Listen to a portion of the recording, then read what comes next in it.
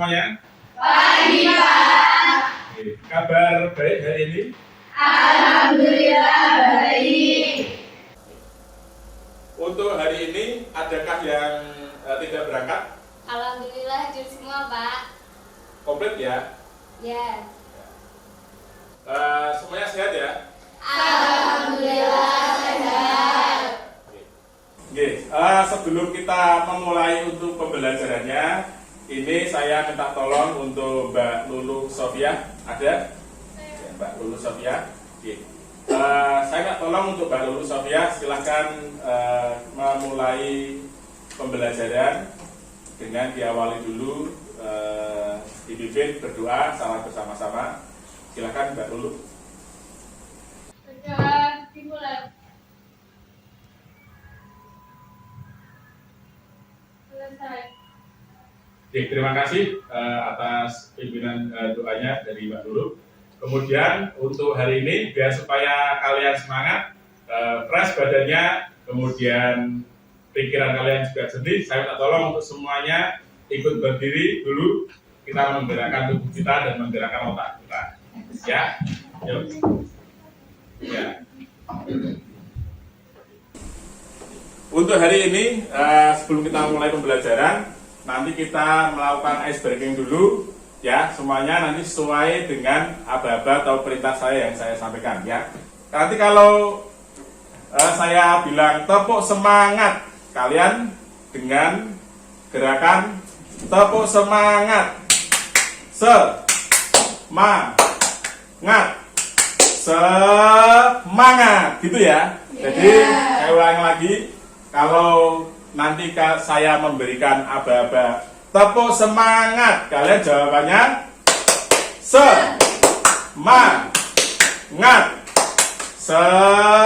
semangat gitu ya. Saya ulangi lagi, tepuk semangat.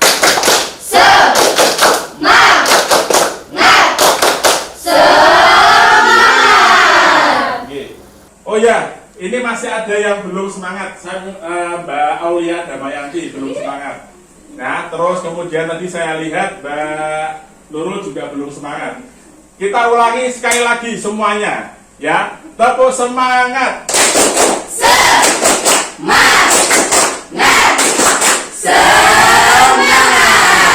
Oke, terima kasih sekali untuk semangat kalian hari ini. Untuk berikutnya, jadi agar kalian menumbuhkan semangat dalam belajarnya, maka kita isi dengan menyanyikan lagu Bangun Pemudi Pemuda terlebih dahulu. Oke, jadi nanti kalian silakan secara bersama-sama menyanyikan lagu Bangun Pemudi Pemuda. Ya. Dalam hitungan 1, 2, 3, mulai.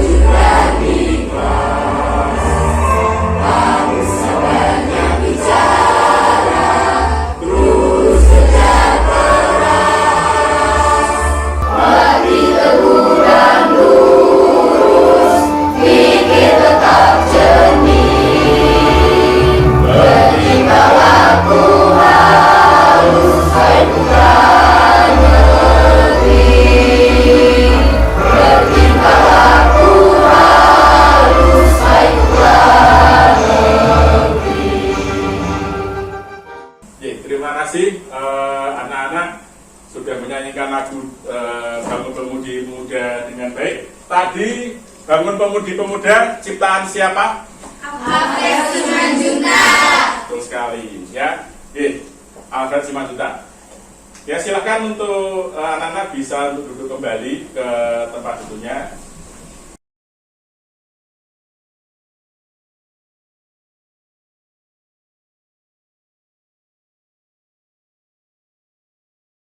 Kemudian berikutnya anak-anak, ini nanti hari ini kita akan belajar materi yang berkaitan dengan materi ragam hias kayu, penerapan ragam hias kayu.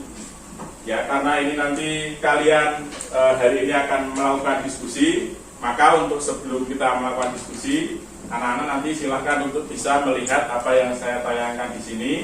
Kemudian nanti kalian amati betul apa yang ada di dalamnya, apa yang menjadi isi dalam video ataupun gambar-gambar yang akan saya tampilkan. Gitu.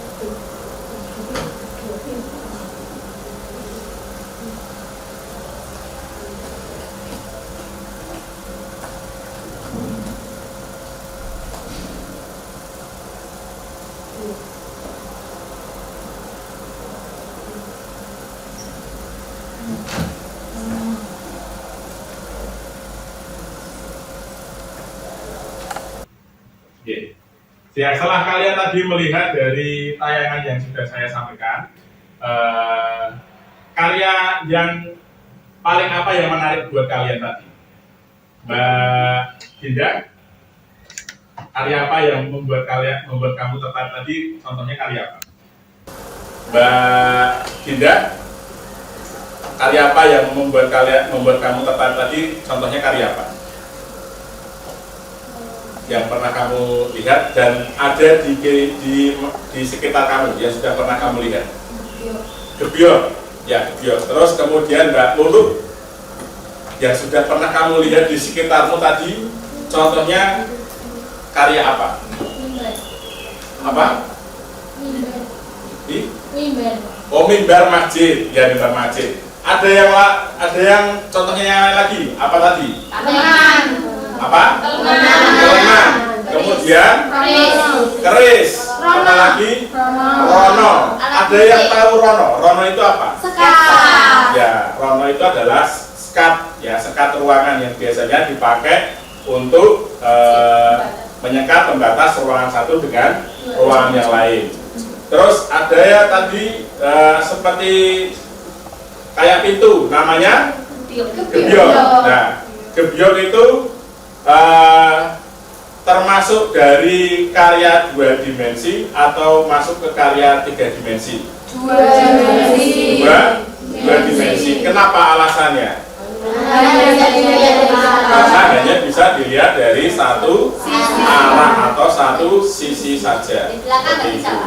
Ya, kalau dari belakang, misalkan ada ukirannya, berarti juga bisa masuk ke karya 3 dimensi karena bisa dilihat dari segala arah, baik depan ataupun bagian belakangnya. Oke, kemudian berikutnya lagi, saya putarkan biar supaya kalian lebih tertarik. Ini saya tunjukkan contoh-contoh dari karya yang ada di sekitar kita. Ya.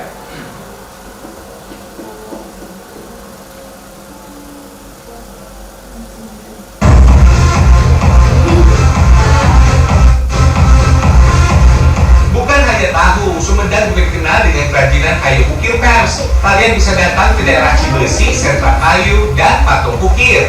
Lihat tuh, keren-keren ya hasilnya. Kalau di Jepara, ukiran kayu dibuat mebel atau perabotan rumah tangga. Di Sumedang lebih kepada hiasan meja, dinding, ataupun lampu tidur.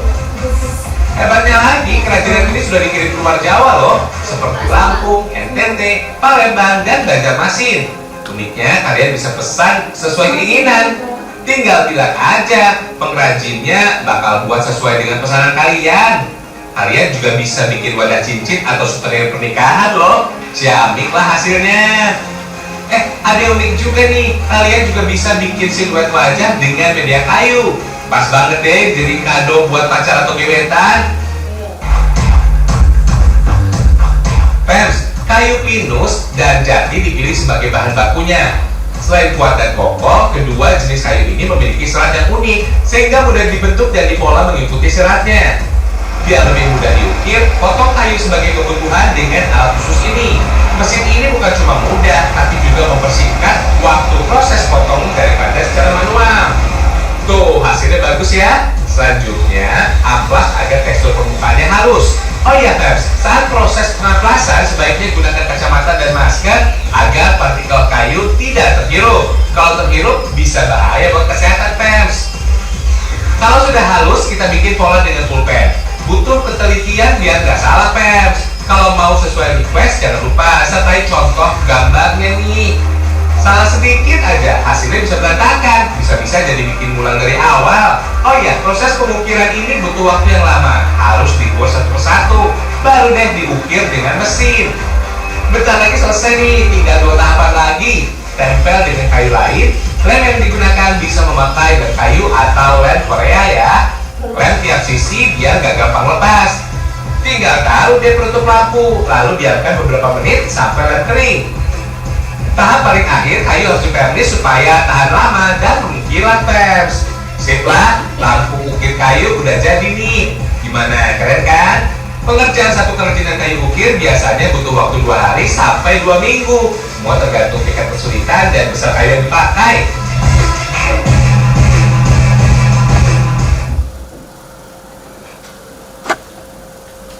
Setelah kalian melihat dari video yang ini yang sudah saya tayangkan, menurut kalian ini ragam hias yang ada pada kayu itu apakah memiliki fungsi? Memiliki fungsi tidak kalau ragam hias dalam kayu? Punya. Ya, punya. Kenapa? Fungsinya untuk apa? Untuk ragam hias pada bahan kayu itu? Fungsinya untuk apa? Yes. Ya, karena sebagai ragam hias, maka juga fungsinya pun secara otomatis juga akan sebagai sisi penghias atau sebagai hiasan. Nah, maka dari segi hiasan itu yang menjadikan nilai estetikanya. Jadi, kalau dalam benda-benda yang ada di sekitar kita itu dihias, maka dia akan lebih cantik dan kemungkinan juga akan membuat daya tarik bagi para yang melihat atau yang menggunakannya. Nah, sekarang saya tanya lagi, ya, menurut kalian dari hasil yang kalian lihat tadi dalam video, apakah dalam pembuatan ragam hias ini itu bisa menghasilkan keuntungan bagi yang membuatnya? Bisa. Keuntungannya apa? Keuntungannya adalah dapat dijual, memiliki nilai ekonomis. Ya, maka daripada ini sebetulnya semata-mata tujuan pembelajaran kita kali ini adalah tujuannya untuk biar yang pertama nanti kalian bisa memahami konsep kegiatan pembelajaran ragam hias kayu ini dengan benar. Yang kemudian kalian nanti diharapkan memahami media melalui tayangan-tayangan yang Bapak sampaikan. Kemudian berikutnya kalian juga bisa memahami bagaimana cara pembuatan atau memahami teknik yang benar dalam membuat ragam hias bahan kayu dengan cara kalian melihat tayangan-tayangan video yang saya sampaikan. Oke, jadi tujuannya seperti itu. Maka pada dasarnya dalam kehidupan sehari-hari kita Ya, semuanya akan berdampak positif ketika manakala kita memiliki suatu bentuk kreativitas. Nah, kreativitas itu bisa dijual belikan juga sama seperti halnya tadi. Jadi memiliki nilai fungsi, selain memiliki nilai fungsi hias dan juga memiliki nilai fungsi ekonomis. Atau istilahnya bisa disebut sebagai seni rupa terapan. Ya, karena seni rupa terapan adalah karya seni rupa yang memiliki nilai seni atau nilai estetis dan juga bisa diterapkan dalam kehidupan sehari-hari, baik berupa benda-benda yang ada di sekitar kita. Oke, berikutnya, setelah kita melihat contoh video yang ini, saya tunjukkan lagi contoh videonya yang lain. Bagaimana cara tekniknya.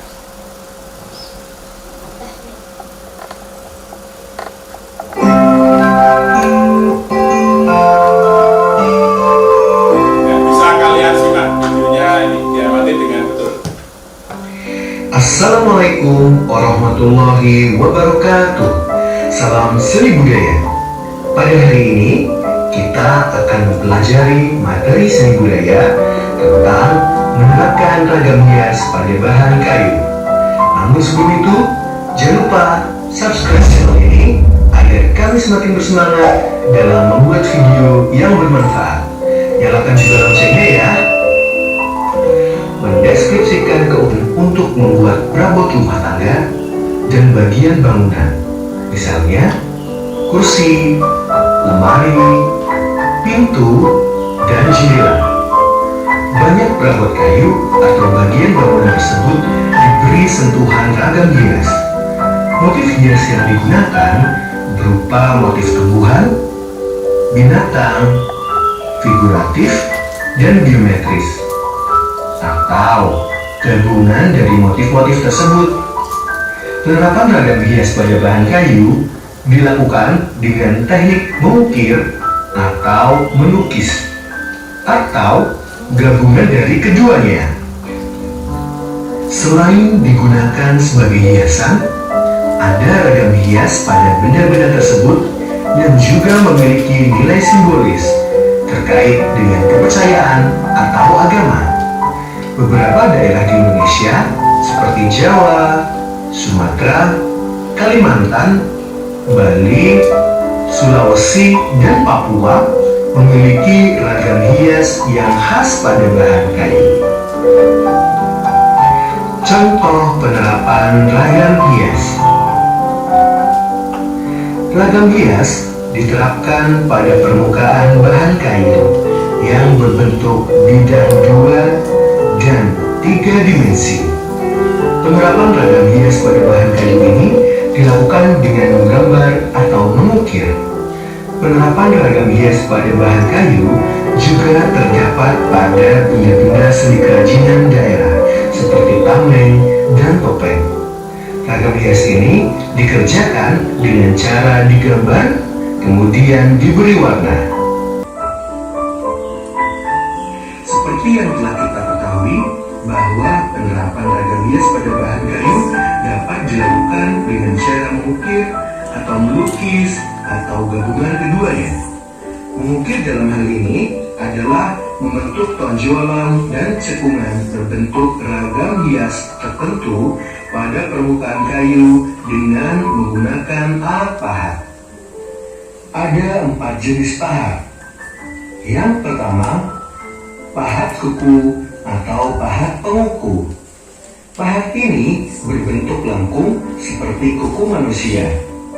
Pahat penguku digunakan untuk mengerjakan bagian yang lengkung, melingkar, membentuk cembung, cekung, ikal, dan pecahan alis maupun pecahan cawer. Yang kedua, pahat lurus atau pahat penyilakan bagian dengan dasar untuk mengerjakan bentuk mirip meruncing jenis pemukul. Pelapang besi dapat diberi warna dengan berbagai macam cat, misalnya cat minyak atau cat akrilik. Setelah kalian melihat video tayangan di depan, Ya, ini saya tanya kembali. Ya, tadi ada beberapa ragam hias jenisnya. Ya, ada yang berasal gambarnya itu dari tumbuh-tumbuhan, ada yang berasal dari apa lagi tadi? Hewan. Ada apa lagi? Ya, bukan. Yang diambilkan dari alam. Bentuk-bentuknya yang dari alam tadi, contohnya flora, ya, fauna, manusia atau disebut sebagai figuratif. Terus kemudian ada lagi apa? Geometris. Ya, ada satunya lagi masih ada sebetulnya, yaitu ragam hias alam benda. Jadi ragam hias alam benda itu contohnya misalkan, ya kalau kalian pernah melihat batik Megamendung yang ada di mana? Dari mana? Cirebon. Nah, itu menggambarkan apa? Awan, ya, awan mendung. Ya, maka awan itu masuk dalam kategori alam benda. Maka bisa disebut sebagai motif ragam hias alam benda. Jadi ada 5. Saya ulangi lagi, 5 tadi apa saja? Flora, fauna, figuratif, geometris, satunya lagi alam benda. Ya, betul sekali. Oke. Terima kasih anak-anak sudah baik dalam jawabnya. Oke, kemudian sekarang bagaimanakah proses pembuatannya tadi? Tadi kalau yang kalian lihat ada berapa teknik.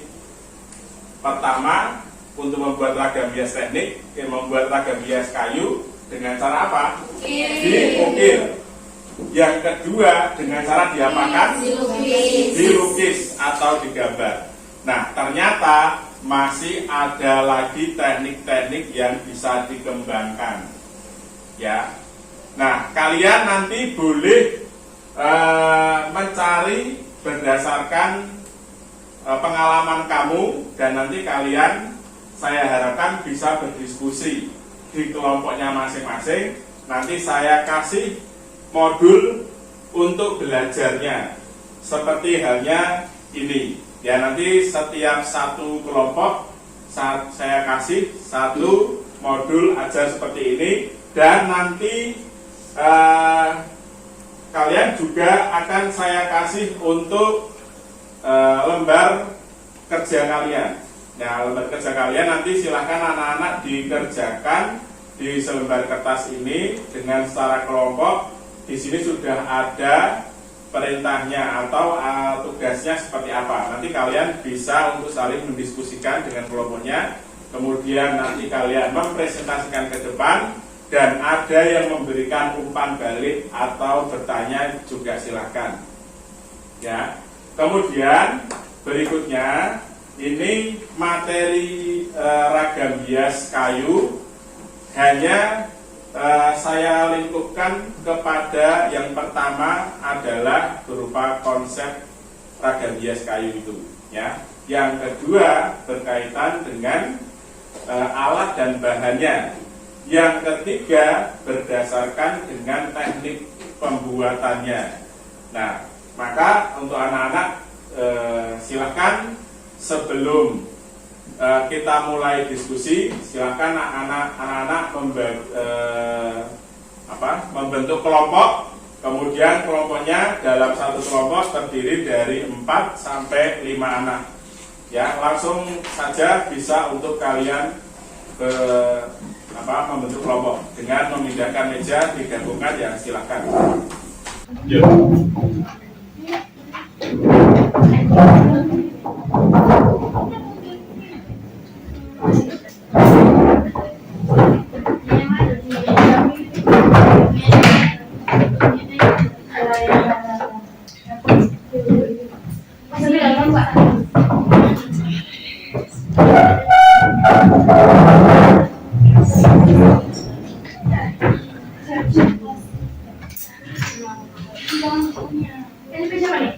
Mbak Sabrina ada, silakan. Saya minta tolong dibagikan ke teman-teman, ya. Terus kemudian Mbak Hasna, silakan masuk ke depan. saya minta tolong untuk dibagikan dengan teman kelompoknya yang lain.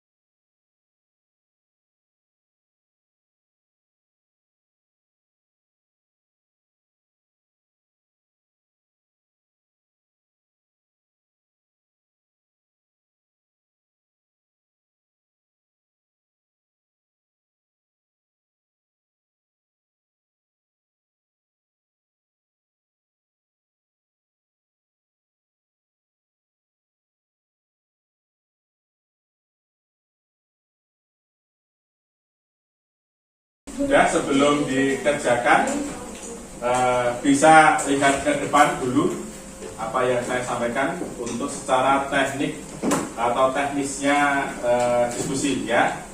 Nanti di dalam LKPD atau dalam lembar kerja peserta didik yang sudah kalian terima, di sini sudah ada aturannya. Yang pertama, kalian nanti silahkan menuliskan nama kelompoknya dulu ya. Langsung saja saya bagi dengan nama kelompoknya. Yang ini kelompok 1, yang ini kelompok 2, yang ini kelompok 3, dan yang belakang kelompok 4 ya. Kemudian di bawahnya ada anggota kelompok. Anggota kelompok nanti silahkan dituliskan nama-nama teman-teman kalian dalam satu kelompok ya. Namanya siapa saja ditulis secara singkat ya. Kemudian berikutnya di bawah ada gambar yang nanti kalian harus analisis, harus kalian analisa itu gambar apa. Di situ sudah ada kolom-kolomnya di bawah. Yang pertama ada nama karya, ada jenis karya, ada teknik pembuatan, alat, dan bahannya. Nah, saya minta kalian untuk mendiskusikan ini. Kemudian setelah kalian mendiskusikan, kalian nanti saya harapkan setiap satu kelompok nanti maju ke depan. Kemudian semuanya nanti dalam satu kelompok itu, misalkan ada 4 anak, kalian maju semuanya. Kemudian salah satu menyampaikan hasil diskusinya ke teman-teman kalian. Kalau sudah disampaikan, berikutnya untuk kelompok lain yang mau memberikan umpan balik atau memberikan tanggapan atau mau bertanya atau menyampaikan gagasan, silakan disampaikan, tidak apa-apa ya. Terus kemudian berikutnya kalau sudah selesai, gantian kelompok yang lain yang nanti mempresentasikan hasilnya. Kemudian kelompoknya yang lain juga akan memberikan umpan balik seperti itu. Sudah bisa dipahami? Sudah ya. Ya, terima kasih. Sekarang silakan bisa dikerjakan.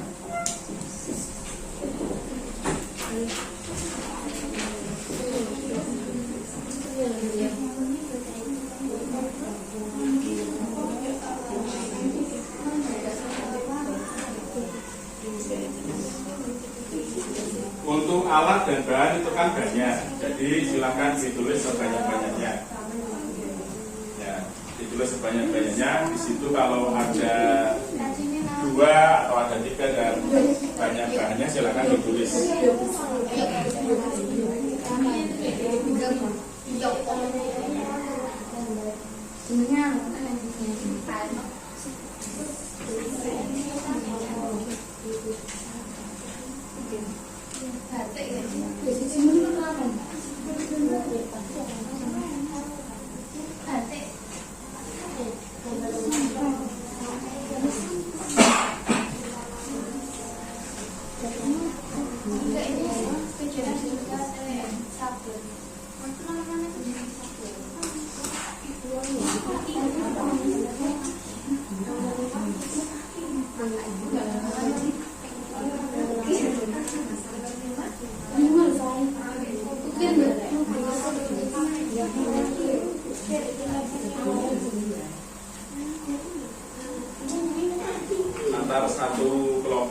berarti nanti jawabannya harus sama Bu ya. Jadi tidak boleh beda-beda. Maka didiskusikan, semua wajib menuliskan hasilnya di lembar kerja masing-masing.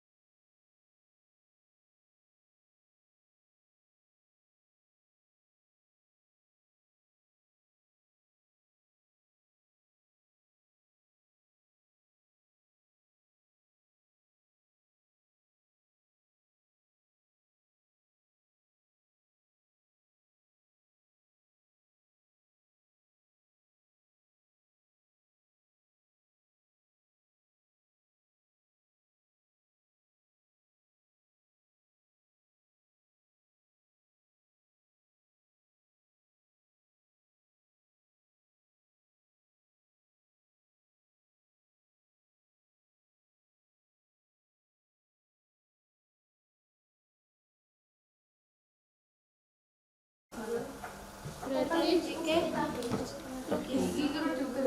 bisa Apa saya kira itu? Ukir itu termasuk teknik tanpa alat. Ya, untuk ukir itu masuk kepada tekniknya, namanya teknik ukir. Ya, tekniknya teknik ukir. Sedangkan untuk alatnya berarti nama alatnya adalah pahat. Ya, pahat. Ya, jangan terbalik-balik. Tekniknya teknik pahat, alatnya alat ukir. Ya.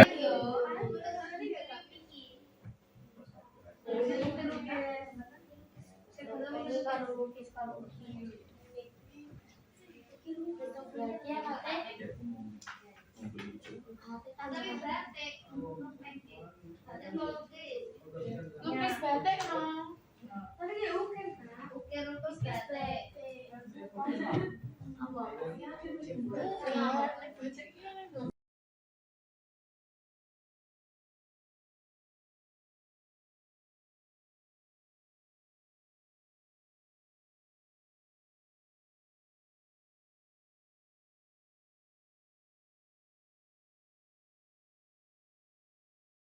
Ini yang belum apa?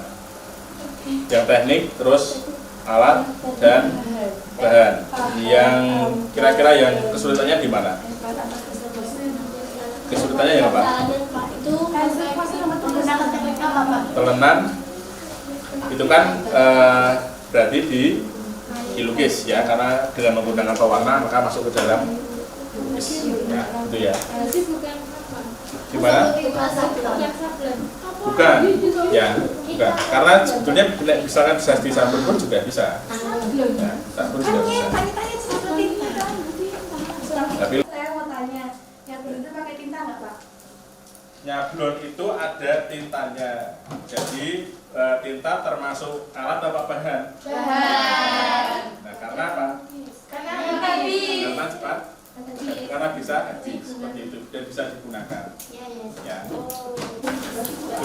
Yang belum jelas bagian apa? Batik. Ya, batik itu berarti dengan menggunakan batik. Ya, juga sama. Cuma kan kalau batik di medianya kain. Kalau yang ini medianya kain. Bahannya pun sebetulnya sama. Cuma dia merintangi pakai malam, mengandung unsur malam. Nanti malamnya juga dikerok. Wayang boleh masuk dalam itu diwarnai nggak?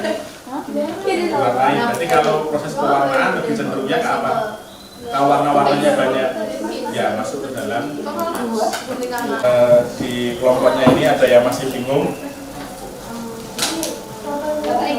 Bagian apa? Apa? Topeng kayu. Kalau di situ kecenderungannya menggunakan unsur banyak apa tidak? Ya, dengan menggunakan alat apa membuatnya kira-kira itu? Alatnya memang pertama dibahat, kemudian setelah dibahat baru dilukis. Ya, betul. Jadi memang harus dilukis. Ya. Teknik lukis dan gabungan. Ya, teknik gabungan yaitu teknik lukis dan teknik ukir. Nah, seperti itu. Ada toh di situ yang teknik ukir, teknik penggabungan, teknik gabungan? Ada.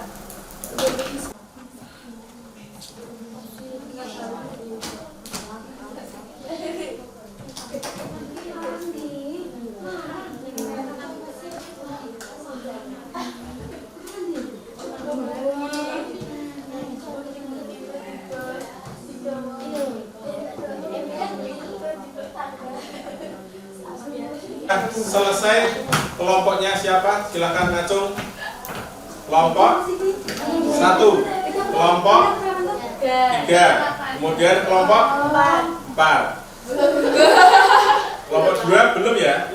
Ya, kelompok 2 bisa segera dipercepat. Ya. Kelompok 2 bisa dipercepat.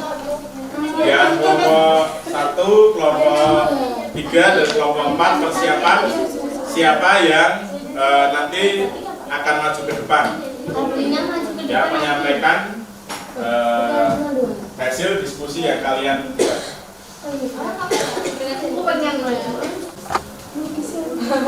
Kelompok 1 yang mau maju ke depan siapa? Dia ada tinggi. Oh ya, dia ya. Terus kelompok 2 yang akan maju ke depan siapa? Mbak, masuk saja Pak. Kelompok 2, kamu apa aja? Siapa? Nabila. Ya. Terus kelompok 3 yang akan maju ke depan siapa? Mbak Wahyu Chandra. Kemudian kelompok 4 yang akan maju Mbak Salsabila. Sudah semua ya? Ya. Kalau jika sudah selesai semuanya, anak-anak silakan langsung dari kelompok siapa dulu yang akan maju ke depan? Kelompok siapa? 1. Ya, kelompok 1 ya, kelompok Diaul dulu ya. Ya, silakan kelompoknya Diaul bisa maju ke depan untuk mempresentasikan hasilnya. Teman-teman yang lain silakan untuk menyimak.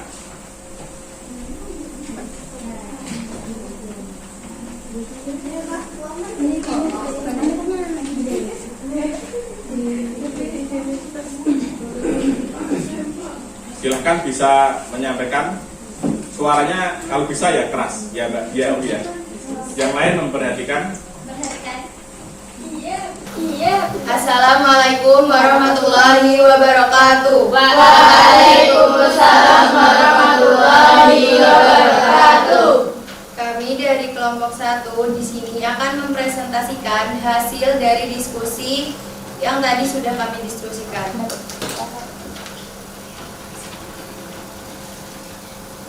Gambar 1, nama karyanya adalah gebyok. Jenis karyanya 2 dimensi. Jenis karya murni atau terapan. Ini termasuk ke dalam karya terapan.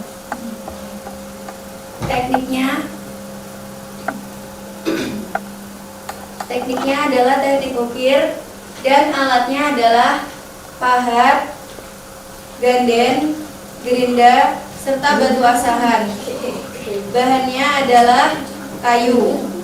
Gambar 2, sini nama karyanya adalah tameng.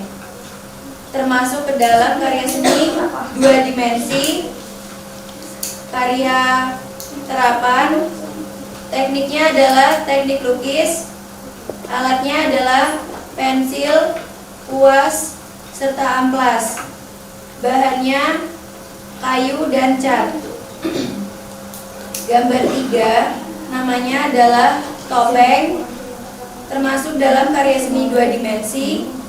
Jenis karyanya adalah terapan. Tekniknya ukir dan lukis. Alatnya pahat, amplas, pensil, serta kuas. Bahannya kayu dan cat. Gambar keempat adalah gambar alat musik sampai. Jenis karya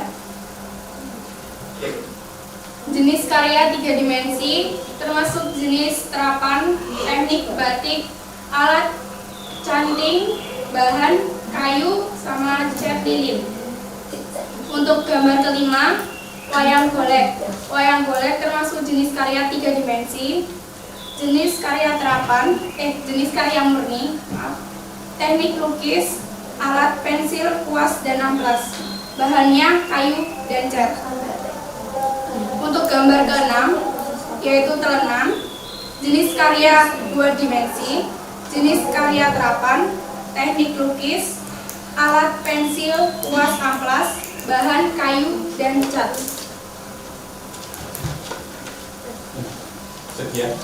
Sekian dari kelompok kami.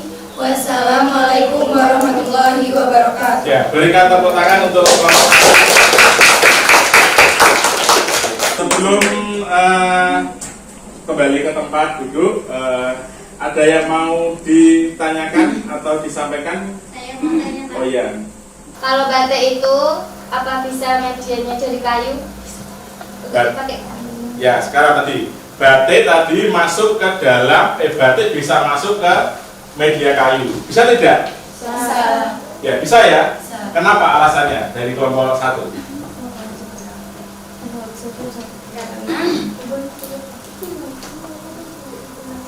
Ada kelompok yang lain yang bisa menjawab?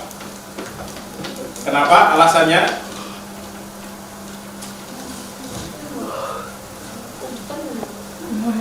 Ada? Tidak ada ya? Tidak ada. Ya, ini saya jelaskan. Jadi, kenapa di situ batik bisa diterapkan kepada kayu? Ya, karena sebetulnya batik itu bisa dimasukkan ke dalam jenis bahan yang bisa untuk diserap ke dalam media yang bisa untuk menyerap bahan. Nah, jadi teknik batik kenapa bisa diterapkan di dalam kayu? Karena di situ kayu mengandung pori-pori yang mana bisa menyerap kandungan dari malam ya. Jadi dalam proses pembuatannya itu dengan menggunakan canting terlebih dahulu, kemudian ditorehkan ke dalam papan kayu. Nah, kemudian lilinnya nanti dia akan mengering. Nah, karena proses pengeringan itu tadi ketika waktu dilukis, maka bagian yang kena malam tidak akan terkena cat. Jadi sifatnya merintangi warna biar supaya tidak masuk ke dalam pori-pori kayu. Seperti itu. Ada yang mau ditanyakan lagi dari kelompok yang lain? Ya. Setelah membedakan batik sama lukis itu gimana, Pak? Ya, ada yang mau menjawab perbedaan antara batik dan lukis? Ya, membedakannya caranya gimana? Membedakannya? Pak Sandra, silakan. Kalau karya lukis itu umumnya warnanya itu lebih beragam. Kalau batik warnanya itu terbatas dan lebih diambil dari bahan-bahan alam. Terus medianya lukis itu lebih banyak, jadi beragam juga. Sedangkan batik kebanyakan atau mayoritas itu menggunakan kain untuk medianya. Ya, betul sekali. Berikan tepuk tangan untuk Mbak Wanita. Ya, jadi perbedaan antara batik dan lukis adalah pada medianya. Kalau medianya lukis, cenderungnya lebih beragam. Bisa di tembok, bisa di kertas, bisa di kain, kanvas, kemudian di kayu seperti itu. Sedangkan kalau perbedaan batik tadi, ya batik untuk batik adalah medianya terbatas, rata-rata dengan hanya menggunakan media kain saja, ya seperti itu. Dan warnanya pun juga terbatas, tidak sebanyak dengan menggunakan yang lukis. Yang lukis lebih banyak, kemudian yang batik hanya tertentu yang berasal dari alam, rata-rata seperti itu. Ya. Sudah, terima kasih atas jawaban-jawaban dan keaktifan anak-anak. Silakan untuk kelompok 1 bisa kembali. Sekali lagi berikan tepuk tangan untuk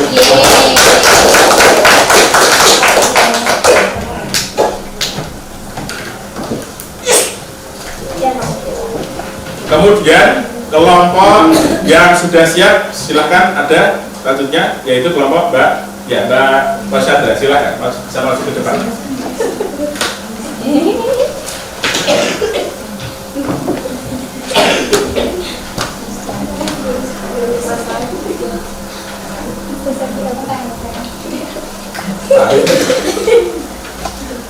Assalamualaikum warahmatullahi wabarakatuh. Waalaikumsalam warahmatullahi wabarakatuh. Perkenalkan, nama saya Rahmana Raisa. Saya Wahyu Chandra. Saya Layali Hilwa. Saya Lulus Sofia. Saya Alia Isviana. Kami dari kelompok 3 akan mempresentasikan hasil diskusi kami. Gambar pertama yaitu dengan nama karya gebyok, jenis karya 2 dimensi dengan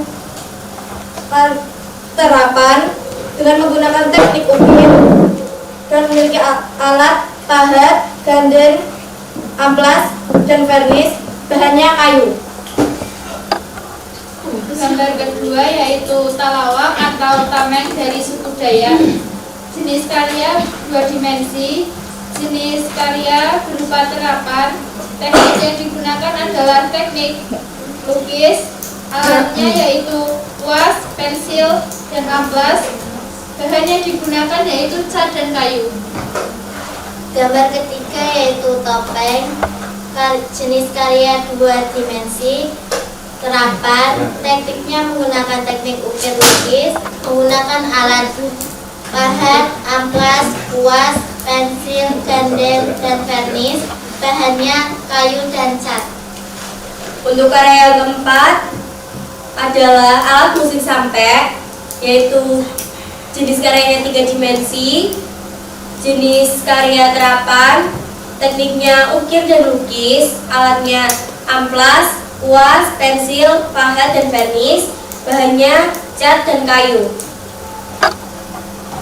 Untuk gambar kelima, nama karya wayang golek termasuk jenis karya 3 dimensi, jenis karya murni. Teknik yang digunakan ukir dan lukis, alatnya pahat, ganden, amplas, vernis, pensil, dan kuas. Untuk bahannya menggunakan kayu dan cat. Gambar keenam, nama karya tahanan termasuk jenis karya 2 dimensi, jenis karya terapan, termasuk teknik lukis. Alat yang digunakan pensil, kuas, amplas, bahan, cat, dan kayu. Terima kasih dari kelompok 3. Beri tepuk tangan yang mulia. Sebelum kembali ke tempat duduknya, ada yang mau disampaikan untuk kelompok lain yang mau bertanya? Ada? Pak, Ya, silakan Raska. itu gebyok kenapa termasuk jenis karya 2 dimensi? Ya, sekarang kenapa alasannya gebyok masuk ke dalam kategori 2 dimensi? Karena hanya dapat dilihat dari depan. Ya, karena hanya bisa dilihat dari arah depan saja. Ya, mungkin ada kelompoknya yang lain yang berpendapat beda. Gebyok itu masuk ke dalam karya 2 dimensi atau 3 dimensi. Kalau yang ini tadi menjawab 2 dimensi karena hanya bisa dilihat dari arah satu pandang saja. Ya, Mbak. Ya, Salsabila. Mbak Salsabila, jawabannya silakan. Tapi kan Pak, kalau misal dari belakang ada sama-sama ada motifnya, terus bisa dilihat dari belakang juga, apakah tetap 2 dimensi, Pak? Ya, jadi kalau karya gebyok itu dibuat hanya bagian depan saja, maka masuk dalam kategori 2 dimensi, walaupun dia memiliki ketebalan bidangnya. Nah, sekarang kalau misalkan gebyok itu bisa ada ukirannya juga di bagian belakang, maka masuk ke dalam karya 3 dimensi. Karena apa? Bisa dilihat dari segala arah, baik depan maupun belakang, dan dia juga memiliki sifat ketebalan seperti itu. Bisa dipahami ya? Bisa. Ya, bisa. Jadi sebetulnya gebyok itu bisa masuk kategori 2 dimensi atau 3 dimensi. Disesuaikan dengan apa tadi? Motifnya. Bisa di depan ataupun bisa di belakang. Paham ya? Paham. Sudah ya? Ya, baik, silakan bisa kembali ke tempatnya. Silakan berikan tepuk tangan yang meriah untuk Sekian dari kami. Wassalamualaikum warahmatullahi wabarakatuh. Waalaikumsalam warahmatullahi wabarakatuh. silakan duduk.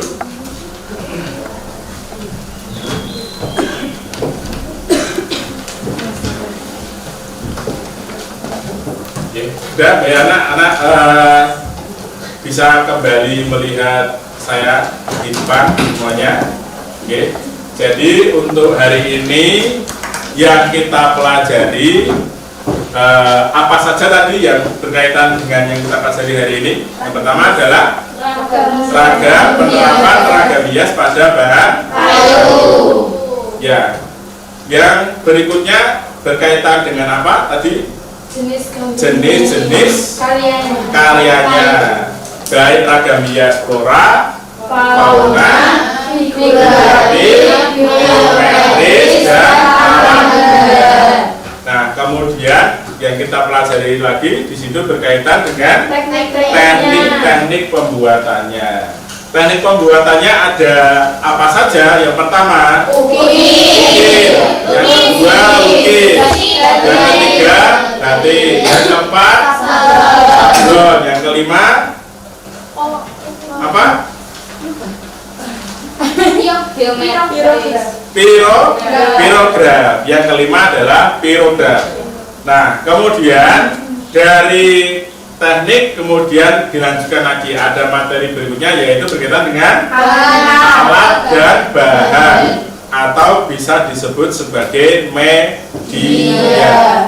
Nah, kalau sudah anak-anak pelajari semuanya, ini sebelum kita melanjutkan ke materi mendatang, nanti akan saya sampaikan juga.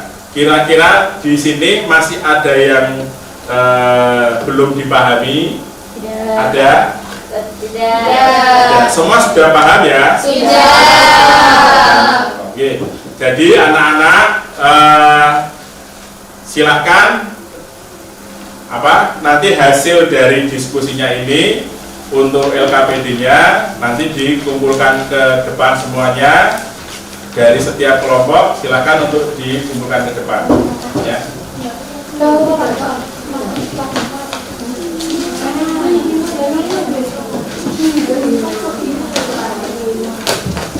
Yang LKPD saja, yang LKPD saja, ya LKPD, yang banyak ada, ya LKPD saja, LKPD saja.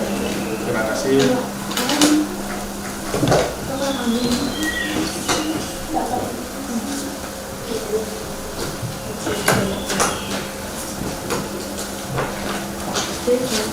Sudah semua ya? Sudah semuanya.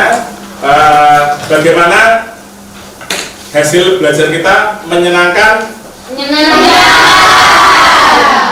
Berikutnya, hal-hal yang menarik yang sudah kita bahas hari ini apa? Menurut kalian tadi, hal-hal yang menarik.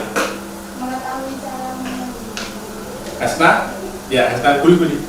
Kita bisa mengetahui macam-macam ragam hias.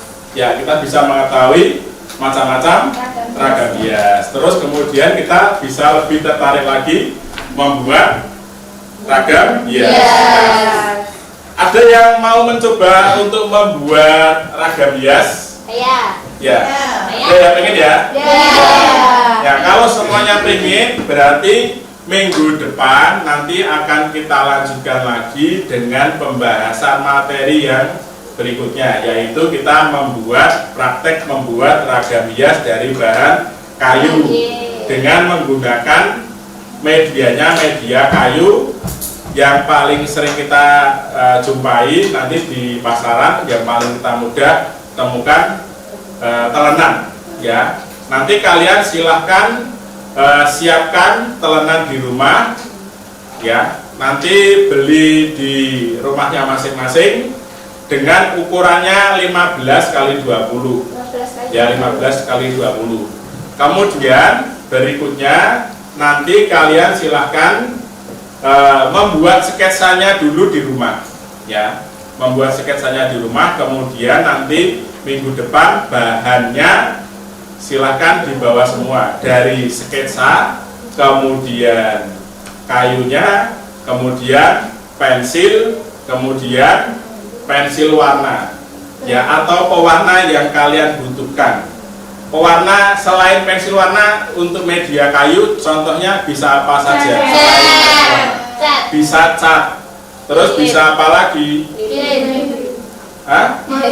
Malam juga. Terus untuk yang warna-warninya mirip seperti kayak bolpen namanya? Spidol. Ya, spidol bisa digunakan juga. Kira-kira bolpen bisa digunakan untuk menggambar nggak? Bisa. Bisa. Ya. Jadi bolpen warna pun juga bisa dipakai untuk membuat ragam hias di telenan. Maka besok pewarna silahkan kalian sesuaikan dengan tingkat kebutuhan kalian masing-masing. Yang sekiranya mampu beli cat ya beli cat, sekiranya mampu beli pensil warna ataupun yang lain. Ya, kemudian setelahnya kita harus finishing. Ya, finishing itu dengan cara bisa dikasih dengan pilok clear. Sudah pernah melihat pilok clear? Sudah pernah menggunakan? Sudah. Nah, atau bisa jadi dengan cara nanti dikasih lem kayu bagian atasnya. Nanti untuk pelapis. Biar supaya apa pelapis itu? Awet. Ya, gambarnya akan menghasilkan gambar yang awet. Ya, maka harus perlu dikasih pelapis. Sampai sini sudah paham semuanya? Sudah. Oke, kalau sudah, terima kasih atas perhatiannya. Kemudian sebelum kita akhiri semuanya, silakan tepuk tangan seperti yang awal tadi ya. Jadi kita tepuk semangat, tapi sambil duduk tidak apa-apa. Ya, siap semuanya? Siap. Tepuk semangat.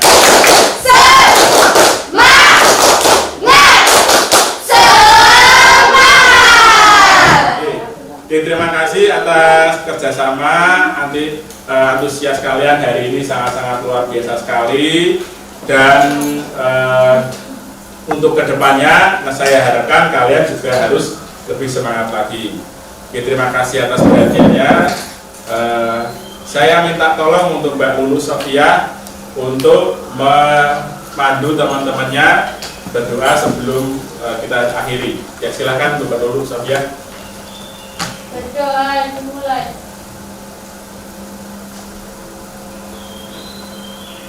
Doa selesai. Oke, terima kasih Mbak Lulu Sofia. Oke, sebelum diakhiri ini saya minta tolong untuk biar supaya kelas kita bisa dipakai lagi, silakan dibereskan sesuai dengan tempat asalnya, mejanya. Kemudian kotoran-kotoran yang masih ada di bawah-bawah kalau ada boleh diambil, kemudian nanti dikeluarkan, ya, dan dikembalikan seperti tempat semulanya.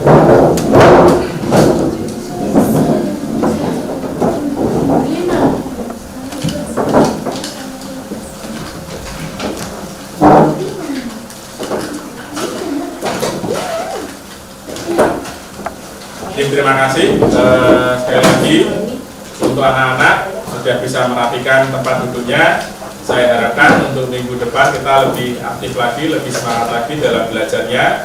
Tetap masih menggunakan materi penerapan ragam hias kayu, tetapi dengan kita praktek, ya, seperti itu. Oke, terima kasih.